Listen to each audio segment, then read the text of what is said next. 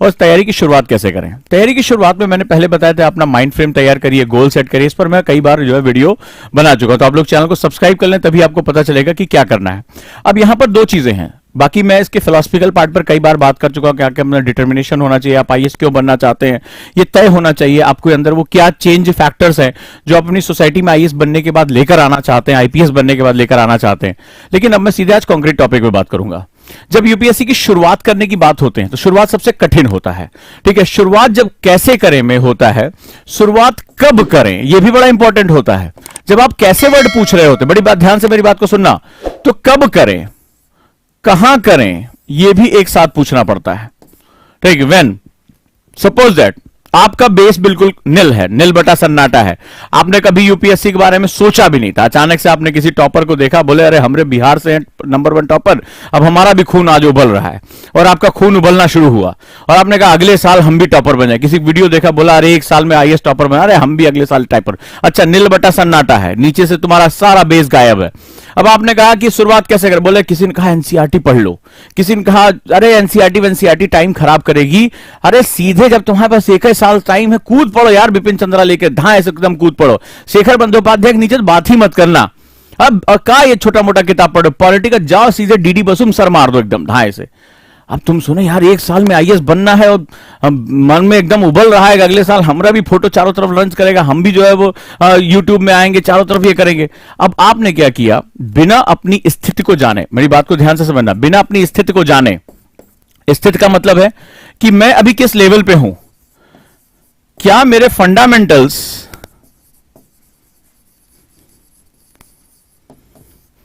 Strong हैं, क्या मैं किसी सब्जेक्ट, जब मैं फंडामेंटल्स की बात करता हूं, जब मूलभूत सिद्धांतों की बात करता हूं, क्या होते हैं फंडामेंटल्स। बोले अरे सर बिपिन चंद्रा पढ़ लेंगे हो जाएगा फंडामेंटल, नहीं होता है। पहले होता है फंडामेंटल्स में नियम नंबर 1 होता है जानना, पहले होता है जानना, फिर होता है टू नो कि है क्या ये, बेसिकली क्या है ये मुगल साम्राज्य, क्या है ये मौर्य साम्राज्य, क्या है भारत में जो है वो विदेशी नीतियां, क्या है आंतरिक सुरक्षा। पहले होता है टू नो, जानना, फिर उसको प्रयोग करना, टू अप्लाई। वर्ड यूज करते हो ना तुम लोग कि फंडामेंटल स्ट्रांग होना चाहिए, कॉन्सेप्ट बड़ा इंटो, क्या होता है फंडामेंटल, किस चिड़िया का नाम है। सबसे पहला होता है स्टेप नंबर 1 टू नो, जानना, फिर उसको अप्लाई करना, प्रयोग करना कि मैं इसको कहां अप्लाई कर सकता हूं, एंड देन हम यहां करते हैं सोचना, टू थिंक कि मैं इन सिद्धांतों का प्रयोग करके किस नए सिद्धांत के बारे में बात कर सकता हूं। मैं मोदी डॉक्ट्राइन और गुजराल डॉक्ट्राइन को मिलाकर अपनी भारत की नेबर पॉलिसीज में इन सिद्धांतों को कैसे अनुप्रयोग में लेकर आ सकता हूं, कैसे मैं गांधी के अहिंसावादी सिद्धांत को, यानी गांधी का जो नॉन वायलेंस का कॉन्सेप्ट है, उसको मैं अपनी फॉरेन पॉलिसी में इन्वॉल्व कर सकता हूं, कैसे मैं चाणक्य की नीति का इस्तेमाल कर सकता हूं, क्या चीजों की नीतियों का इस्तेमाल करना है जहां मुझे थिंकिंग प्रोसेस में इन्वॉल्व होना है। जब आप इन प्रोसेस को इन्वॉल्व करते हैं तो से हम लोग बोलते हैं फंडामेंटल स्ट्रांग करना। फंडामेंटल स्ट्रांग करने के थोड़ा मतलब है कि सुबह अभी बच्चे ने पूछा कि सर मन में पढ़े या बोल बोल पढ़े, पढ़ डालो, और जब पढ़ डालो तो पहली बार में तुम सोचते हैं भाई साहब यस ये किताब हमने खत्म कर ली, अब तो हम जो चाचा चौधरी हो गए। बस दिक्कत यही है ना कि चाचा चौधरी और साबू के साथ यही बड़ी समस्या यहां पर हो जाएगी तुम्हारे लिए। तो जो आपको सबसे पहले अपनी स्थिति को डिफाइन करना होता है, मैं कहां हूं, इसी के हिसाब से आपको यह तय करना पड़ता है कि मुझे इस तैयारी में कितना समय देना है। मैं 0 लेवल पे हूं और मैंने बोल दिया अरे अगले साल तो भैया तुम्हारा जो है टॉप 10 में आ रहा है, टॉप 1 में आ रहा है, दैट मीन्स कि अब आप कभी भी उसके साथ जस्टिफाई नहीं कर पाओगे। तो अपना समय तय करो कि मुझे कितना समय लगाना है। मुझे फंडामेंटल बनाने के लिए 3 लेवल तय करने पड़ेंगे। टू नो, सबसे पहले मेरा इंट्रोडक्शन तो हो जाए सब्जेक्ट में। जिंदगी में नहीं पता था बाबर कौन है, मुगल साम्राज्य ने क्या किया, भारत की विदेश नीति क्या है, भारत में जो है वो फंडामेंटल्स क्या है, भारत की आंतरिक सुरक्षा क्या है, भारत के कृषि कानून क्या है, लैंड रिफॉर्म्स क्या है, कॉर्नवालिस ने क्या किया, मुझे कुछ नहीं पता। और बोले भाई साहब 1 साल में हम आईएएस बनेंगे, इस बार हम भी जो है वो बड़का टॉपर बन के दिखाएंगे, उसका कोई फायदा नहीं निकलने वाला। ठीक है, पहले आपको जानना पड़ेगा कि पहले लेवल में मुझे जानना, अब जानने के लिए मुझे कितना समय लगेगा और जानने के लिए मेरे सोर्स क्या होंगे। क्या मैंने कहा कि अगर मुझे लेवल 1 पे जाना है तो मुझे जानने के लिए कितना समय लगेगा, टू नो टाइम, और कितने स्रोत की आवश्यकता पड़ेगी। ठीक है, ये मेरे लिए बहुत, और प्रक्रिया क्या होगी जानने की। फॉर एग्जाम्पल जैसे हम लोग यहां पर एनसीईआरटी है, तो एनसीईआरटी सबसे बेसिक फंडामेंटल है, जहां पर एनसीईआरटी में हम जब पढ़ते हैं तो हमें उसकी जानकारी पता चलती है क्या है ये सब्जेक्ट। बच्चों की तरह, छठी क्लास के बच्चों की तरह सिखाया गया कि वो देखो तुमने ध्रुव तारा देखा है कि नहीं देखा है, वो नॉर्थ में क्यों चमकता, वहां बात करते हो कहानियों के साथ आपको बेसिक फंडामेंटल आपका कवर कराया, तो आपको पता चलता अच्छा नॉर्थ पोल के ऊपर 90 डिग्री पे जेनिथ एंगल 0 लगाते हुए यहां पर जो है एक ध्रुव तारा पोलरिस स्टार हमें दिखाई पड़ता है। आपको पहली बार जानकारी होती है कि यार ये चमकता हुआ तारा है, इसका एंगल बेसिकली क्या है। तो ये चीजें आपको पता चलती है, डायरेक्शंस क्या होती हैं, मैप पे ऊपर नॉर्थ क्यों रखा जाता है, सामने फेस पे ईस्ट क्यों रखा जाता है, आपको ये चीजें पता चलती हैं। फिर आप उसी हिसाब से अप्लाई करते हो कि किस तरह से हम इन क्वेश्चंस को अप्लाई कर पाते हैं। तो बेसिकली जैसे एनसीईआरटी की बुक्स हो गई, या जिसको हम लोगों ने कॉन्सेप्टर कहा है, हमारा कॉन्सेप्टर जो बैच इसी बेसिस पे हमने बनाया थे 3 स्टेजेस पे, कि जहां पर सबसे पहले सब्जेक्ट की जानकारी होती है, हम डिबेट करते हैं, उसमें कुछ चीजें याद होती है, कुछ चीजें याद नहीं होती। अब जैसे कॉन्सेप्टर के बच्चे, आपने देखा होगा, अभी मेरे पास एक बच्ची का मैसेज आया, आज मैंने सोशल इश्यूज डिस्कस किया, जहां पर मैंने एक नए लेवल पे, उसने क्या हुआ, पिछले साल भी मैंने सोशल इश्यूज से क्लास शुरू की, लेकिन वो फंडामेंटल बेस पे क्लास थी, तो उसने फंडामेंटल बेस पे वो क्लास पढ़ी थी, मैंने एनसीईआरटी के आसपास उस क्लास को रखा था। अब आज जब मेरा सुबह डिस्कशन हुआ, समावेशन पे डिस्कशन हुआ, जहां पर मैंने आज समावेशन एक्सक्लूजन इन पे डिस्कशन किया, मैसेज आया कि सर लास्ट ईयर भी मैंने ये क्लास की थी, बहुत अच्छे से क्लास की, लेकिन इस बार का डिस्कशन बिल्कुल ही अलग लेवल पे है, और 1 घंटे में जो आपने डिस्कशन कर दिया, 2-2 घंटे में मेरा उसमें थॉट प्रोसेस चल रहा है, और इन दोनों में जमीन आसमान का अंतर मुझे दिखाई पड़ा। यही डिफरेंस है, जहां आप उसको अप्लाई करते हैं, टीचर आपके साथ नए नए प्रयोग करता है, यह बहुत इंपॉर्टेंट होता है। तो आपको सबसे पहले जानना है, फिर अनुप्रयोग करना है। अनुप्रयोग करने का मतलब, जैसे मान लो कल को मुझे मेंस देना है, मुझे सेकेंड लेवल मुझे देना है और मुझे तैयारी करनी है, ठीक है, सेकेंड लेवल। अब सेकेंड लेवल में मान लो मुझसे क्वेश्चन पूछा गया कि भारत के सतत विकास के लिए, भारत के दीर्घकालिक विकास के लिए भारत की सतत आर्थिक समृद्धि ही एक कुंजी है। मैंने कल ये क्वेश्चन जो है अपने आंसर राइटिंग प्रैक्टिस में दिया था कि आंसर राइटिंग जो बैच हमारा पावर राइटिंग बैच है। तो अब आपको क्या पता है, आपको एक पता है कि भारत का सतत आर्थिक विकास क्या होता है, दूसरा पता चला कि भारत के दीर्घकालिक जो उसकी महत्वाकांक्षाएं हैं, जो विश्व में उसको आगे जाना है, उसके लिए वो किस रूप में सामने आ सकता है। अब ये 2 अलग अलग कॉन्सेप्ट को जोड़कर आपको क्या करना है, एक उत्तर लिखना है या एक निबंध लिखना है। 125 मार्क्स, 1250 के आसपास शब्द इस्तेमाल करने हैं, या 150 से 200 शब्द इस्तेमाल करने हैं, जो भी रिक्वायरमेंट आ रही हो। अब मुझे 2 अलग अलग कॉन्सेप्ट को जोड़कर मुझे जो मैं जानता हूं, मेरी बात को ध्यान समझना, उसको मुझे क्या करना है, प्रेजेंट कर देना। यानी उसका क्या करना है, सेकेंड लेवल पे मुझे जब उत्तर लेखन जिसे आप लोग कहते हैं, या मेंस आंसर राइटिंग कहते हैं, या मैं इसको बोलता हूं कि जो तुम जानते हो उसको क्या करना है, अनुप्रयोग करना है। क्यों अनुप्रयोग, क्यों मैं इसको कह रहा हूं, क्योंकि अगर आप लोग मेरे answer writing power writing match में, तो मैंने आपको बताया एक चीज सिखाई थी, पर्सनलाइज योर एग्जांपल्स। यानी आप जो भी बात कहोगे अपने आंसर को सपोर्ट करने के लिए, करंट में जो चीजें चल रही हैं, जो रिलेवेंट चीजें चल रही हैं, उसके साथ आप उसको जोड़ दोगे। तो जब जोड़ दोगे तो क्या होगा, हर बार कुछ नया उसमें आप दोगे, कुछ चैलेंजिंग पार्ट दोगे। इसी को हम लोग अनुप्रयोग कहते हैं। और कई क्वेश्चन ऐसे आएंगे जहां तुम्हें सोचना पड़ेगा कि इसका सही आंसर क्या हो सकता है। एथिक्स के पेपर में बहुत से निर्णय लेने क्वेश्चन में कि आप आईएएस बन गए, आपका दोस्त आता है जिसने आपकी बड़ी मदद की थी और कहता है बहन की शादी है और तुम उसी विभाग के अध्यक्ष हो, हेड हो, तो तुम क्यों नहीं यार 4 बोरा चीनी निकलवा देते हो। तो अब ये क्वेश्चन कहीं रटे नहीं जा सकते, यहां तुम्हें सोचना पड़ेगा कि एक्चुअली में मेरे पास, मुझे मेरे टीचर ने एथिक्स, इंटीग्रिटी, सत्यनिष्ठा, इनके सिद्धांत पढ़ाए थे, मोरालिटी के सिद्धांत पढ़ाए थे, कर्तव्य के सिद्धांत पढ़ाए थे, तो क्या मैं यहां अप्लाई कर सकता हूं कि नहीं कर सकता हूं। तो इस तरह से जो हम लोग बहुत महत्वपूर्ण तरीके से अपनी बात कहते हैं, उसको हम लोग थर्ड लेवल कहते हैं, कि जहां पर हम थिंकिंग करते हैं कि नए तरह के प्रश्नों का जवाब हम क्या दे सकते हैं। ठीक है, जैसे अभी आपने देखा नैनीताल में इतनी भयानक जो है आपदा आई, और उत्तराखंड सबसे ज्यादा हाइड्रो इलेक्ट्रिसिटी कैपेसिटी की जो है वो चीजें इंस्टॉल कर रहा है। 84,000 मेगावाट से ज्यादा उत्तराखंड में हाइड्रो इलेक्ट्रिसिटी की जरूरत पड़ रही है।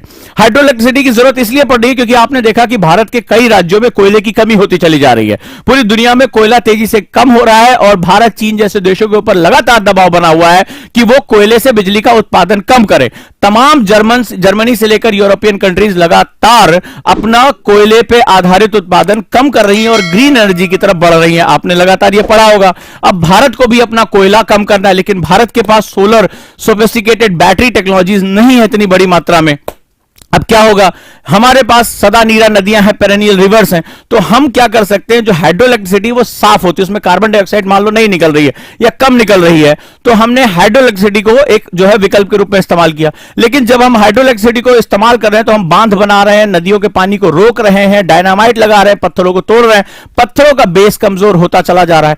अब बिजली प्राप्त करना, स्वच्छ बिजली प्राप्त करना, भारत की बढ़ती हुई आवश्यकताओं को पूरा करना एक चुनौती है, और लेकिन उसके कारण नदियों के प्रवाह को रोकना, पहाड़ों को तोड़ना, पहाड़ों के इकोसिस्टम को डिस्टर्ब करना एक दूसरी प्रॉब्लम को जन्म दे रहा है। लगातार इस मौसम में कभी भी अक्टूबर के महीने में, आज आपने देखिए नैनीताल देश के हिस्सों से कट गया, उत्तराखंड के हिस्सों से कितनी ज्यादा जान माल का नुकसान हुआ है, हजारों की संख्या में पर्यटक फंसे हुए हैं, और ऐसी आपदाओं का जन्म हो रहा है जिनको भरने में, इनके घाव भरने में सालों साल लग जाएंगे। अब सवाल यह है कि मुझे डेवलपमेंट चाहिए या मुझे पर्यावरण चाहिए।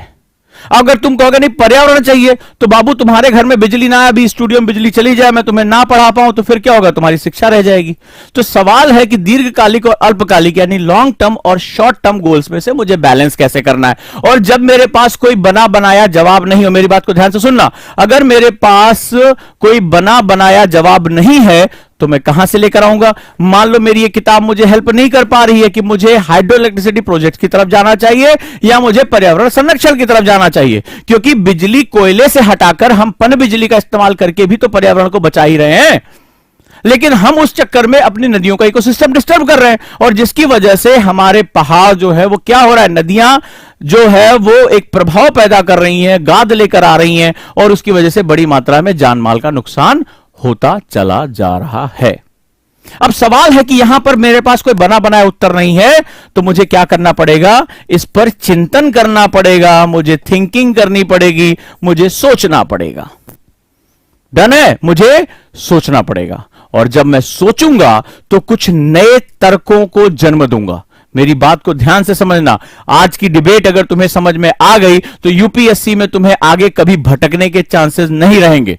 लेकिन अगर तुम नहीं समझ पाए और भटकते रहे किताबों के चक्कर में, इस तरह सोचते रहे कि सर हम मन में पढ़ें या बोल बोल के पढ़े, तो मैं तो तुमसे यह भी कहूंगा कि सर के बल खड़े होकर पढ़ो, शीर्षासन करके पढ़ो। हो सकता है ब्लड सप्लाई बढ़ जाए, हो सकता है पत्थरों की नलिकाओं में कुछ रक्त प्रवेश कर जाए, और हो सकता है तुम कुछ समझ भी जाओ।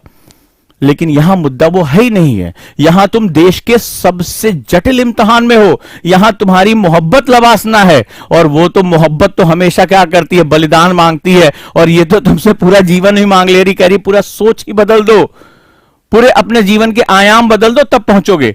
तो ये बिगिनर्स के लिए बहुत इंपॉर्टेंट है। क्लियर है? Now you have to decide. NCERTs क्या है? एनसीईआरटीज होती हैं अपने सब्जेक्ट को जानने की प्रक्रिया। अगर मैं तुमसे कहूं कि एनसीईआरटी क्या होती है, तो एनसीईआरटी होती है अपने विषय, अपने सब्जेक्ट को लेवल 1, अभी मैंने समझा दिया ना, लेवल 1 जानने की प्रक्रिया की शुरुआत, यह है एनसीईआरटी। अब तुम तय करो कि क्या तुम्हारे पास बेसिक्स क्लियर है, क्या सब्जेक्ट को लेकर तुम्हारी जानकारी है, क्या सब्जेक्ट से तुम्हारा साक्षात्कार हो गया है। क्योंकि तुम जानोगे नहीं तो प्रयोग कर नहीं पाओगे, प्रयोग कर पाने की तुम्हारे अंदर इच्छा नहीं होगी, तुम कभी सोचने की क्षमताओं में शामिल नहीं हो पाओगे। फिर जब तुम्हारे सामने मेंस में प्रश्न आएगा इस तरह का कि विकास बनाम अतिवाद, कृषि कानून बनाम कृषकों के हित, राज्य बनाम संघ जिसके बारे में बात होगी, केंद्र बनाम राज्य की बात होगी, न्यायपालिका की सक्रियता की जब बात होगी, तो तुम ऐसे सर खुजलाओगे इसमें हम लिखें क्या, और एक बहुत ही खूबसूरत मौका तुम्हारे हाथ से निकल जाएगा, बहुत ही खूबसूरत। तो अब तुम्हें तय करना है कि मैं किस स्टेज में हूं, क्या मैं जानने की प्रक्रिया पूरी कर चुका हूं किसी भी माध्यम से। क्यों हमने 2 साल का कॉन्सेप्टर बैच बनाया, इसीलिए बनाया। हम एक बार में पढ़ा देते हिस्ट्री, हमें आती नहीं थी क्या कि आज बार थोड़ा सा हम पढ़ाएंगे फिर अगली बार फिर सीख कर आएंगे, नहीं, कम से कम ओजांग के बारे में तो ये नहीं कहा जा सकता। तो क्यों हमने 2 साल, क्योंकि हम जानने, अनुप्रयोग करने और सोचने की प्रक्रिया में। तो डिस्कशन किस बेसिस पे हुआ, क्योंकि बच्चों को सामाजिक मुद्दे पहले से समझ में आ चुके थे कि हां सर ने बताया था कि समाज कैसे मल्टी लेयर होता है, समाज में किस प्रकार के फ्रिक्शन होते हैं, बहिष्करण किस रूप में होता है। तो यही कारण है कि अब वो कह रहे हैं कि मैं डिबेट में शामिल हूं। और जब टीचर के साथ डिबेट में आप शामिल हो जाते हैं, इंक्लूड हो जाते हैं तो आपके अंदर ऑलरेडी जो है सोचने की क्षमता जन्म ले लेती है। क्लियर है? तो अब आप एनसीईआरटीज, अब मुझे तुम बताओ, जानने की प्रक्रिया क्या अधूरी हो सकती है? अब तुम्हारे सवाल का जवाब देता हूं। क्या जानने की प्रक्रिया अधूरी हो सकती है? मान लो, मैं एग्जांपल देता हूं, मैं तुमसे एक फिल्म की कहानी सुना रहा हूं, फिल्म की कहानी सुना रहा हूं, और मैंने कहा कि वो पहुंचा और उसने चाकू मार दिया पेट में और वहां से भाग गया और भागते हुए अपनी मां के घर में जाकर छुप गया। तुम कुछ एक मिनट सर, एक मिनट, समझ में नहीं आया। अबे किसने किसको चाकू मार दिया और किसकी मां के घर पे जाकर छुप गया? क्योंकि सर मुझे समझ में नहीं आ रहा है, मैं नहीं जान पा रहा हूं आप बेसिकली बात क्या कह रहे हैं और किसके लिए वो उसने बदला लिया। तो मैंने कहा कि भाई इसमें हीरो जो था उसने जो है उसको फलाने को चाकू मार दिया। क्यों? क्योंकि उसको अपने परिवार को बचाना था, फॉर एग्जाम्पल। तो आप कहेंगे हाँ अब कहिए ना सर पूरी बात, पूरी पिक्चर तो सुनाइए। आप तो इंटरवल से मुझे पिक्चर बताने लगे कि इससे पहले क्या हुआ, उसके जीवन में क्या परिवर्तन हुआ, इसका उसका का नाम क्या था। ठीक है, तो ये जो है वो आप इसके बारे में बताइए मुझे। तो अगर मैं आपसे कोई आधी अधूरी बात कहूं तो क्या समझ पाओगे? अब आप मुझे बताइए एनसीईआरटी मुझे पूरी पढ़नी चाहिए या 11th 12th की? तो 6th 7th 8th मुझसे कम्युनिकेशन की पहली शर्त है एनसीईआरटी में, पहली शर्त है। Then you go to the, क्योंकि नॉलेज अधूरी रखोगे तो आगे सोचने की प्रक्रिया भी अधूरी होगी। तो मेंस में जब क्वेश्चन आएगा तो ऐसे खोपड़ी खुजलाओगे, क्या करें क्या ना करें, बड़ी मुश्किल है। तो आपको 6 से लेकर 12 तक की एनसीईआरटीज कम से कम उसमें 6, 7, 8 की एनसीईआरटी ढंग से पढ़नी चाहिए। इसलिए जब एनसीईआरटी आंदोलन मैंने शुरू किया तो 6, 7, 8 क्लास की एनसीईआरटी पर मैंने बहुत फोकस किया। और अगर आप इस बार प्री का पेपर देखकर आएंगे तो आपको यहां की एनसीईआरटी चाहे हिस्ट्री हो, पॉलिटी हो या ज्योग्राफी हो, इकोनॉमी हो, 6, 7, 8 की एनसीईआरटी से तुम्हें ज्यादा से ज्यादा क्वेश्चन मिलते हुए दिखाई पड़ेंगे।